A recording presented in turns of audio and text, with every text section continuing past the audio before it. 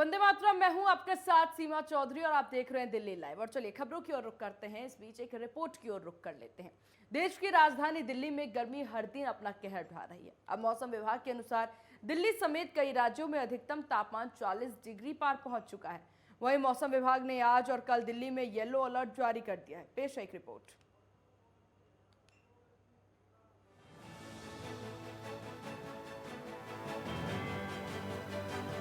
दिल्ली में गर्मी का टॉर्चर, 40 डिग्री तक पहुंचा तापमान। हीट वेव की आशंका, येलो अलर्ट जारी। राजधानी दिल्ली और एनसीआर में अगले 48 घंटे काफी गर्मी रहने वाली है। दिल्ली वालों को 40 डिग्री टॉर्चर वाली गर्मी झेलने के लिए तैयार रहना होगा। मौसम विभाग ने दिल्ली एनसीआर में भीषण गर्मी की चेतावनी जारी की है। 29 और 30 मार्च को यहां अधिकतम तापमान 40 डिग्री सेल्सियस तक रह सकता है। इस दौरान दिल्ली एनसीआर में तेज लू भी चलेगी। वहीं न्यूनतम तापमान 22 डिग्री सेल्सियस दर्ज किया जाएगा। दिल्ली में 29 मार्च से हीट वेव का कहर टूटेगा। हालांकि जिन राज्यों में हीट वेव चलेगी वहां पर अगले 5 दिनों तक तापमान में कोई बड़ा बदलाव देखने को नहीं मिलने वाला। मौसम विभाग ने बताया कि तापमान में सिर्फ 2 से 3 डिग्री सेल्सियस का ही बदलाव देखने को मिल सकता है। दिल्ली के साथ साथ उत्तर भारत भी गर्मी की मार सह रहा है। दिल्ली के अलावा अन्य मैदानी राज्यों में भी बुरा हाल रहेगा। दिल्ली में 40 डिग्री का टॉर्चर। मौसम विभाग ने इस साल मार्च अप्रैल में ज्यादा गर्मी की चेतावनी जारी की थी। मार्च के मध्य से ही यहाँ तापमान बढ़ने लगा था। मार्च के आखिर में ही तापमान 40 के पार पहुँचने वाला है। पहले अप्रैल में गर्मी आया करती थी और आज मार्च से ही गर्मी इतनी है कि लोग इसमें झुलस के रह गए और ना ही कोई पानी की व्यवस्था है रोडों पे। एक आम आदमी क्या करेगा? पेड़ पौधों की कमी के कारण भी ये सारी समस्या पैदा हो रही है। प्रदूषण इतना बढ़ा हुआ है कि वो संभाले में नहीं आ रहा दिल्ली सरकार की। हालात तो इतना बुरा हो रहा है सर कि मार्च के महीने के अंदर गर्मी पहली बार इस लाइफ में देखी हमने कि इतनी बुरी गर्मी जून का महीना लग रहा है मार्च के अंदर। या तो इसके 2 कारण हो सकते हैं, या तो ग्लोबल वार्मिंग हो गई, या जो परमाणु बम फट रहे हैं यूक्रेन की और रूस की, उसकी वजह से लगा लो, या दिल्ली का प्रदूषण लगा लो आप। ये 3 कारण ही हो सकते हैं गर्मी के। लेकिन लाइफ के अंदर हम पहली बार इस गर्मी को देख रहे हैं और इतना बुरा हाल है कि घर से निकलना दूभर हो रहा है हमारा। बहुत गर्मी है, जरूरत से ज़्यादा गर्मी है और इतनी बुरी स्थिति है कि चलना भी दूभर हो गया है। हम तो मैं तो ये देख रहा हूँ कि रोड पर कहीं पे भी ना तो पानी की सुविधा है और ना ही कहीं शेड है जिसमें आराम से आदमी एक घड़ी रुक सके। गरीब आदमी के लिए तो मरना है। जिसकी स्थिति ये है कि चाहे वो केंद्र सरकार हो या दिल्ली सरकार हो, चाहे हमारे सीएम साहब, कहीं पे यहाँ पर आसपास कहीं भी पानी की सुविधा नहीं है, ना ही शेड है, जिसकी वजह से एक आम आदमी, गरीब आदमी किनारों में बैठकर अपने धूप से बचाव ले सके, सर्दी लू से जान बचा सके अपनी। लू चलने के कारण दिल्ली एनसीआर के लोगों को काफी तकलीफों का सामना भी करना पड़ेगा। हरियाणा से लेकर मध्य प्रदेश तक गर्म हवाएं। इस सीजन की बात करें तो 28 मार्च को पारा 39.1 डिग्री पहुंच गया। मौसम विभाग ने बताया कि हरियाणा और उत्तर प्रदेश के दक्षिणी क्षेत्र, बिहार, झारखंड, उड़ीसा, गैंगटॉक, पश्चिम बंगाल, पूर्वी मध्य प्रदेश के उत्तरी भाग, उत्तरी महाराष्ट्र और मराठवाड़ा में 30 मार्च से 1 अप्रैल तक तेज गर्म हवाएं चलेंगी। इसके अलावा जम्मू डिवीजन और सौराष्ट्र कच्छ में अगले 2 दिनों तक हीट वेव की स्थिति बनी रहेगी। पश्चिमी मध्य प्रदेश, विदर्भ और राजस्थान में लोगों को भी अगले 5 दिनों तक गर्म हवाओं से राहत नहीं मिलेगी। झारखंड में 40 के पार पहुंचा पारा। मौसम विभाग के अधिकारियों का कहना है कि झारखंड के तापमान में भी वृद्धि होने वाली है। यहाँ कम से कम 10 जिलों में अगले 3 दिन तक लू चलेगी। कुछ जगहों पर तो अधिकतम तापमान 43 डिग्री सेल्सियस तक पहुँच सकता है। लू की चपेट में आने वाले जिलों में पलामू, गढ़वा, लातेहार, चतरा, बोकारो, सिमडेगा, सरायकेला, खरसावां शामिल है। केरल, तमिलनाडु समेत 5 राज्यों में बारिश की आशंका। मौसम विभाग के मुताबिक कुछ राज्यों में 31 मार्च या उससे पहले तक बारिश होने की संभावना भी है। इस महीने के आखिरी तक पूर्वोत्तर में बारिश होने के आसार हैं। इसके अलावा दक्षिण भारत के कुछ क्षेत्रों में अगले 4 दिनों तक बारिश होने की संभावना है। कर्नाटक, तमिलनाडु, केरल, उड़ीसा के अलग अलग इलाकों में हल्की से लेकर मध्यम बारिश होने की संभावना है। वहीं अगले 5 दिनों के दौरान केरल, तमिलनाडु, पुडुचेरी और कर्नाटक में बारिश हो सकती है। आईएमडी ने जारी किया येलो अलर्ट। आईएमडी के मुताबिक फिलहाल राजधानी में आने वाली हवाएं उत्तरी राजस्थान से है, जहां पर तापमान 41 से 42 के आसपास है, जिसके बाद आईएमडी ने 2 दिनों का येलो अलर्ट जारी किया है। राजधानी में हीट वेव चलने की भी आशंका है और इसी वजह से उसने यहां येलो अलर्ट जारी किया है। बता दें कि इस बार मार्च में ही दिल्ली वासियों को मई-जून के मौसम का आभास हो रहा है। पिछले एक हफ्ते के अंदर अधिकतम तापमान में 10 से 15 डिग्री सेल्सियस की बढ़ोतरी दर्ज की जा चुकी है। दिल्ली में 31 मार्च तक न्यूनतम तापमान 22 डिग्री और अधिकतम तापमान 39 डिग्री सेल्सियस रह सकता है। हालांकि बारिश के आसार नजर नहीं आ रहे, जिसकी वजह से लोगों को भीषण गर्मी का सामना भी करना पड़ सकता है। यानी साफ है कि आने वाले दिनों में भीषण गर्मी से लोगों का और बुरा हाल होने वाला है।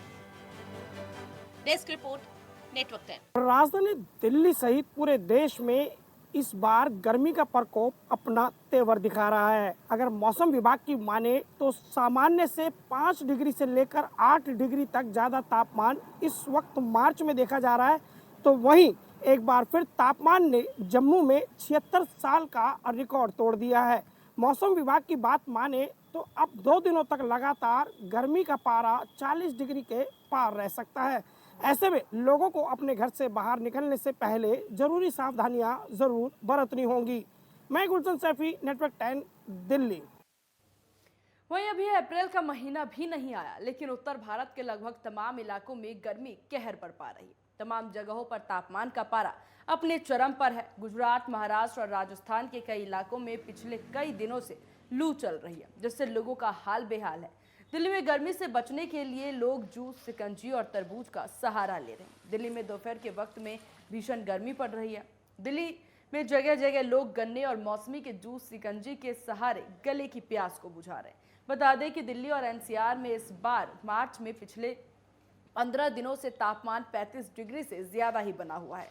2021 में 29 मार्च को तापमान 40.1 डिग्री दर्ज हुआ था। मंगलवार को दिन मौसम का सबसे गर्म दिन रहा है। अधिकतम तापमान मौसम के औसतन से 7 डिग्री ज्यादा यानी कि 39.1 सेल्सियस दर्ज की गई है। अगले कुछ दिनों में तापमान में और बढ़ोतरी की संभावनाएं जताई जा रही है। दिल्ली और राष्ट्रीय राजधानी क्षेत्र के कई शहरों में अधिकतम तापमान 40 डिग्री सेल्सियस दर्ज किया गया है।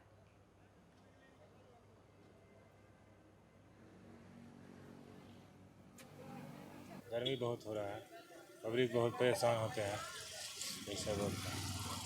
कितने का गिलास देते हैं क्या? 20 का देते हैं। 20 का देते हैं। तो लोग आ रहे हैं पीने? आते हैं। अच्छा, शिकंजी से ज़्यादा फायदा होता है कोल्ड ड्रिंक से? बताइए गर्मी शिकंजी से कैसे? ये अपने हाथ से बनाया हुआ है। कोल्ड ड्रिंक अच्छा नहीं, इससे अच्छा नहीं होता। ये शुद्ध होता नहीं होता, शुद्ध होता है। दुकानदारी सही हो रही है? भी हो रहा है। हाँ, गर्मी बहुत है तो तरबूज की दुकान देखी तो रुक गया मैं आज। वैसे भी गर्मी काफ़ी ज़्यादा देख रहे हो अभी से ही, जिस हिसाब से गर्मी होनी चाहिए थी उससे भी ज़्यादा इस बार टेम्परेचर बहुत ज़्यादा हाई है। तो जूस पी रहे हैं, शिकंजी भी पी लेते हैं। काम पे निकलते हैं तो धूप में, फील्ड का काम है तो गर्मी में जूस पी लेते हैं, कभी तरबूज खा लेते हैं। क्या करें? तरबूज से गर्मी शांति? हाँ, तरबूज तो अच्छा है, फल अच्छा है, पानी की भी पूर्ति करता है तो तरबूज खा लेते हैं। कभी गन्ने का जूस पी लेते हैं। हेलमेट पहने अंदर? गर्मी में ऐसी बचा होगा, बस तरल पदार्थ पीते रहो, जूस पीते रहो, तरबूज खाते रहो, और क्या है। रमेश चंद। क्या करते हैं? ऑटो चलाता हूँ। अच्छा, तो आप शिकंजी पीने आए? हाँ जी, गर्मी बहुत पड़ रही है। काम वाम निकल रहा है? ऐसा ही है, कम ही है गर्मी की वजह से। क्या लगता है गर्मी बढ़ेगी? गर्मी बढ़ेगी और क्या। कैसे बचाव कर रहे हैं गर्मी से आप? इसी से कर रहे हैं, शिकंजी पानी से। इस भाई का तो बहुत अच्छा धंधा चल रहा, हमारा तो कुछ भी नहीं चल रहा। वहीं दिल्ली में नेता विपक्ष मनोज कुमार त्यागी ने गाजीपुर लैंडफिल साइट पर आग लगने को लेकर के प्रेस कॉन्फ्रेंस की। इस दौरान उन्होंने बीजेपी पर जमकर निशाना साधते हुए कहा कि गाजीपुर लैंडफिल साइट पर आग लगने की वजह से आसपास रहने वाले निवासियों का जीना मुश्किल हो गया है। लेकिन बीजेपी के नेता और सांसद गौतम गंभीर ने अभी तक साइट का दौरा भी नहीं किया है, जो दर्शाता है कि SLF साइट को लेकर के बीजेपी के नेता कितने सजग हैं। नेता विपक्ष ने यह भी कहा कि गाजीपुर साइट पर कूड़े के निस्तारण हेतु 26 ट्रोमेल मशीन, 18 लोडर, 4 बुलडोजर, 13 एक्सकवेटर, 22 हाइबा और 22 ट्रक इस्तेमाल हो रहा है। नेता विपक्ष ने कहा कि अभियांत्रिक विभाग से मिली जानकारी के अनुसार साइट पर ट्रमेल मशीन के द्वारा प्रतिदिन 2000 टन कूड़े का निस्तारण हो रहा है, जबकि साइट पर पूर्वी दिल्ली क्षेत्र से लगभग 2500 टन कूड़ा डाला जाता है। इस हिसाब से 500 टन कूड़ा प्रतिदिन शेष बच जाता है। इस पर नेता विपक्ष ने बीजेपी नेताओं से मीडिया के माध्यम से सवाल पूछा है कि 500 टन कूड़े को समाप्त करने के लिए क्या योजना बनाई गई है और ये कैसे समाप्त होगा। वहीं नेता विपक्ष ने यह भी कहा कि गाजीपुर लैंडफिल साइट माननीय सांसद गौतम गंभीर के क्षेत्र के अंतर्गत आता है। उन्होंने कई बार गाजीपुर साइट का दौरा किया था, लेकिन आग लगने के बाद से अभी तक वहां पर नहीं गए हैं वो। जिस तरीके से हमारे ईस्ट के सांसद गौतम गंभीर बार बार एसएलएफ साइट पर जाकर के एक अच्छी सी फ़ोटो खिंचाते थे और कहते थे मुझे बहुत चिंता है, मुझे बहुत समझ है और मैं इसकी समस्या का निवारण करने के लिए यहाँ एसएलएफ साइट पे आता हूँ। कल से इस एसएलएफ साइट पे गाजीपुर में लगातार आग लगी हुई है। इतना धुआं है कि अगर आप और हम वहाँ 10 मिनट खड़े हो जाएं तो हमारी तबीयत खराब हो जाए। आज तमाम उस क्षेत्र में रहने वाले लोग उस धुएं की परेशानी को झेल रहे हैं। अस्थमा के मरीज अपनी जान देने की नौबत पे आ चुके हैं। वहाँ लोग भर भर के रिक्शा, ऑटो में के अंदर अपने हॉस्पिटल जा रहे हैं अपना इलाज कराने के लिए। ऐसी तमाम परेशानियों से उस क्षेत्र के लोग जूझ रहे हैं। बदबू भरा धुआं उनके घरों की रसोई तक पहुंच गया है, उनके बेडरूम तक पहुंच गया है। लेकिन बहुत ही अफसोस होता है जब इस एसएलएफ साइट पर ट्रोमेल मशीन के नाम पे करोड़ों रुपए खर्च होते हैं, कूड़े के निस्तारण के नाम पे करोड़ों रुपए खर्च कर दिए जाते हैं। मैं आपकी जानकारी में लाना चाहता हूं कि इस एसएलएफ साइट के लिए 26 ट्रोमेल मशीन इस्तेमाल।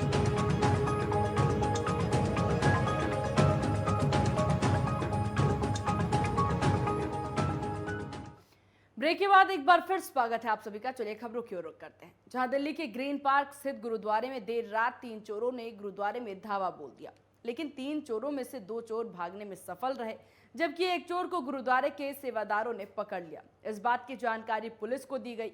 मौके पर पुलिस टीम पहुंची, वहीं चोर को पुलिस ने पकड़ लिया। वहीं गुरुद्वारे में काम करने वाले और देखरेख करने वाले लोगों ने बताया कि पीछे के दरवाजे से 3 चोर घुस आए और गुरुद्वारे के अंदर रखे लैपटॉप, नकदी समेत कई सामान चुरा कर भाग गए। इसी बीच किसी ऑटो चालक ने उनको देखा, जिसके बाद एक चोर का पीछा किया गया और उसे दबोच लिया गया। सब होते हैं गुरुद्वारे में ये भाई साहब। मेन 10 बजे गेट बंद करते हैं, उसके बाद सोते हैं, यहाँ पर रश करते हैं, मगर ऊपर का किसी को नहीं पता कि पीछे गेट से कोई आ जाएगा। जो रास्ता है ना, इनको पता है, इनके यहाँ पर रास्ता छोटा था, उससे वो घुस के ऊपर आया। उसका कहने का मतलब ये है कि मैं खाली, हमें बोला गया था कि आपको 30% मिलेगा, आपने खाली कॉपर की तार जानी, एसी तोड़ना है और उससे गैस निकल जाएगी। अब वो कहाँ से कैसे करते करते कमरों तक आ गए। कमरे में उसके बेचारे का खाना भी खाया, जो भी चावल खाया, कपड़े उतारे, पैसे निकाले हैं, तो वहाँ से वो उसके ऊपर पकड़ लगे। सुबह जाकर जिनको पता इन्होंने पकड़ा कैसे ही गए थे भाई साहब। तो उसके बाद जाके देखा तो उससे एक बंदा हाथ में आया, बाकी बंदे सागर नाम का लड़का है कोई, वो भी नहीं आया। देखते हैं उससे क्या होता है, जब मिलेगा तो उसके वो। तो 12:30 बजे हमें पता नहीं चला, हमें करीबन 4:30-5 बजे पता चला सुबह। तो चोरी होने के बाद क्या है, हमने अपनी तहकीकात सी करी, जो थोड़ी बहुत देखे, इधर उधर देखा, बंदा हमें कोई नहीं मिला। उसके बाद हमने 100 नंबर पर फ़ोन करा, 100 नंबर की टीम आई, फिर उन्होंने थोड़ी बहुत छानबीन करी। उसके बाद 6:45 बजे हमारे गुरुद्वारे के मेन गेट के साइड में जो ग्रिल लगी हुई है रोड क्रॉस करके, वहाँ किसी ने चोर ने बैग उठाया।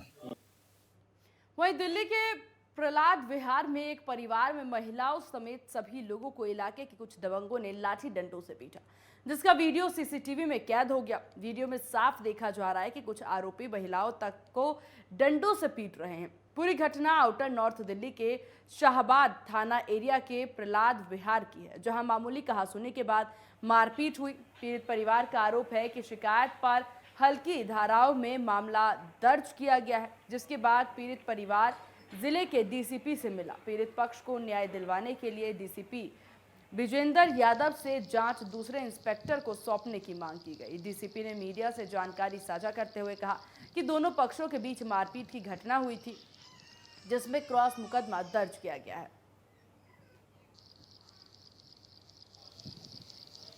उसके बाद आगे कार्रवाई बढ़ रही है, तो मुझे अब भरोसा है कि आगे कार्रवाई होगी। अच्छा, तो मैं यकीन है कि हम भी न्याय मिलेगा।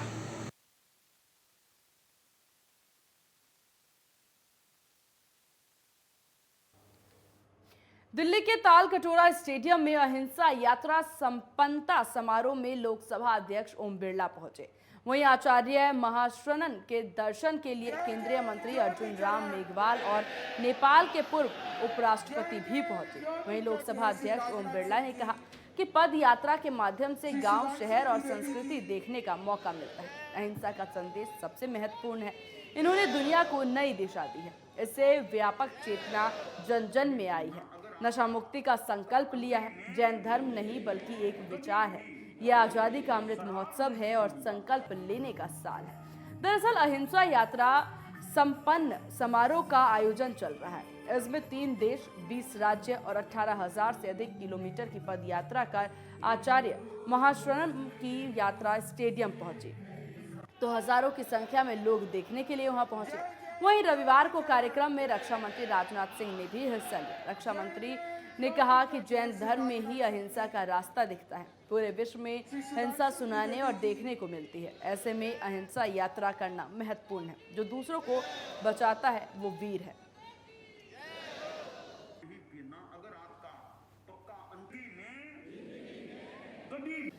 ये मेरा सौभाग्य है कि मुझे पुनः दूसरी बार आचार्य श्री महाश्रमण जी का दर्शन करने का अवसर प्राप्त हुआ है। आज के कई वर्षों पहले राजस्थान के एक कार्यक्रम में आपका दर्शन करने का मुझे अवसर प्राप्त हुआ था और उस समय मैंने आपके विचार को भी सुना था। तब से मैं प्रभावित था और मुझे जब यह जानकारी दी गई कि आचार्य श्री महाश्रमण जी दिल्ली में पधार रहे हैं ताल कटोरा स्टेडियम में, तो मैंने स्वाभाविक रूप से इस कार्यक्रम में आने की अपनी सहमति दे दी है। अहिंसा यात्रा जो आचार्य महाशरणन जी ने की, ये देश में नैतिकता, सद्भावना, नशा मुक्ति और अहिंसा को बढ़ावा देने के लिए जनमानस में ये संदेश आचार्य प्रवर ने दिया। 3 देश, भारत, नेपाल, भूटान और भारत के 20 प्रदेशों में आचार्य प्रवर ने 18,000 किलोमीटर की ये यात्रा करीबन 8 वर्षों में पूरी की। इससे देश के आने वाली पीढ़ियां और जो देश के जनमानस हैं उनको शिक्षा मिलेगी और देश में धार्मिक सद्भावना का संभाव फैलेगा। अपने मन के हैं कि उन्होंने इतने बड़े नेपाल के भूकंप के बाद में भी पूरे श्रावकों का था कि आप वो यात्रा न करें। उन्होंने अपने आत्मबल के कारण नेपाल का भूकंप हो, चाहे इतना कोरोना काल हो, चाहे कितनी विषम परिस्थिति हो, हर परिस्थिति के अंदर में अपनी यात्रा को जारी रखा। एक बार अनाउंस कर दिया, अभी 28 तारीख का कार्यक्रम अनाउंस था। आचार्य श्री एक दिन में 47 किलोमीटर पद यात्रा करके दिल्ली पहुँचे। देश के 20 प्रांतों में घूम के करीबन डेली 15 किलोमीटर पद यात्रा करते हैं एवरेज, और 7 साल में 18,000 किलोमीटर पद यात्रा की है। दिल्ली के बाहरी उत्तरी जिले के नरेला थाना क्षेत्र के अंतर्गत बाकनेर गांव में 16 साल के लड़के पर फायरिंग की गई, जिसमें लड़के को एक गोली लग गई। घायल लड़के को सत्यवादी राजा हरिश्चंद्र अस्पताल में भर्ती करवाया गया। हमलावर कौन थे ये अभी तक साफ नहीं हो पाया। परिवार ने किसी के साथ झगड़ा या रंजिश होने से भी मना कर दिया। फिलहाल नरेला थाना पुलिस मामले की जांच में जुटी हुई है। तो दिल्ली के नरेला से खबर सामने आ रही है, जहां 16 साल के एक युवक पर फायरिंग की गई। अस्पताल में इस वक्त उस युवक का इलाज चल रहा है, जहां आपको बता दें कि किसी भी तरह की रंजिश या फिर किसी भी तरह की लड़ाई झगड़े के लिए परिजनों ने साफ मना कर दिया, जिसके बाद पुलिस पूरे मामले की जांच में जुटी है।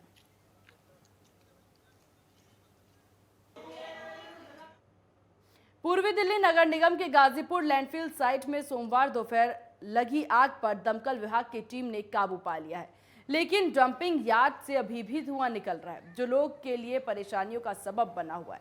इस पूरे मामले में दिल्ली पुलिस की तरफ से गाजीपुर थाने में मुकदमा दर्ज किया गया। डीसीपी प्रियंका कश्यप ने कहा कि गाजीपुर डंपिंग यार्ड आग लगने के मामले में अज्ञात लोगों के खिलाफ प्राथमिकी दर्ज की गई है।